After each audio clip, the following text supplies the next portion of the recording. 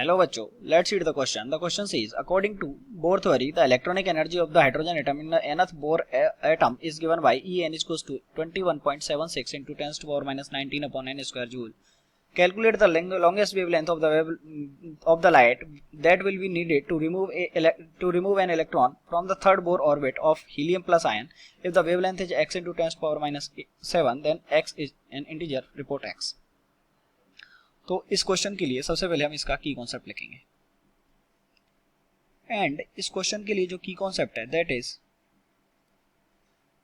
Energy of transition. ये इसका की कॉन्सेप्ट होगा और हमको पता है हाइड्रोजन एटम के लिए जो एनर्जी है nth ऑर्बिट में वो कितनी है En it is equals to -21.76 into 10 to the power -19 upon n square.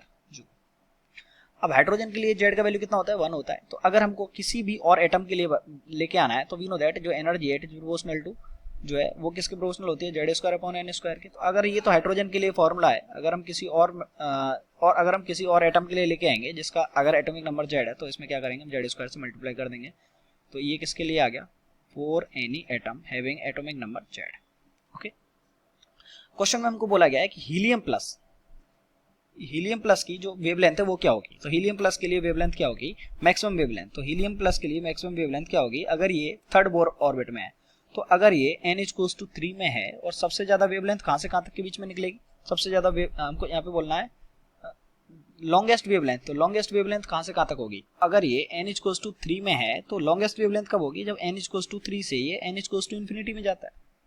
तो लॉन्गेस्ट वेवलेंथ अगर होती है तो यहाँ से जो एनर्जी निकलेगी तो वो किसके इन दोनों के क्या होगी एनर्जी डिफरेंस के बराबर होगी, यानी कि इनफाइनाइट की एनर्जी और 3 की एनर्जी के बराबर क्या होगी डेल्टा ई होगी।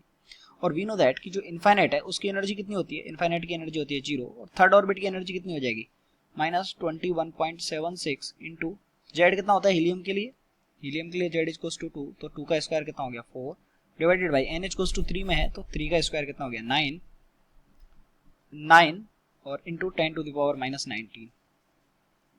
ओके, ये यहाँ से कितना आ गया हमारे पास ये आ गया डेल्टा ई। तो यहाँ से हमारे पास ये डेल्टा ई का वैल्यू मिल गया और वी नो दैट कि जो डेल्टा ई है वो क्या होता है एच सी अपॉन लेमडा के इक्वल होता है। तो हमको इसको एच सी अपॉन लेमडा के इक्वल कर देना है। तो यहाँ से जो लेमडा का वैल्यू है वो कितना आ जाएगा लेमडा का वैल्यू आ जाएगा H C upon delta E. तो एच का वैल्यू कितना है 6.62 इंटू 10 टू द पावर -34।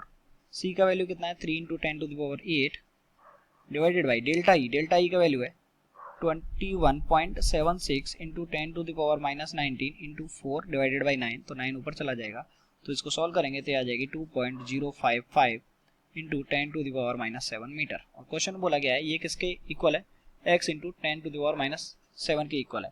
जहाँ पे x इंटीजर है, अगर हमको x को इंटीजर लेना है तो हम इसको क्या लिख सकते हैं approximately 2 into 10 to the power -7। तो it is equals to x into 10 to the power -7 के अगर इक्वल है तो x का वैल्यू कितना आ गया 2 आ गया। तो हमारा वैल्यू क्या आ गया x का 2। I hope you understood it well. Best of luck.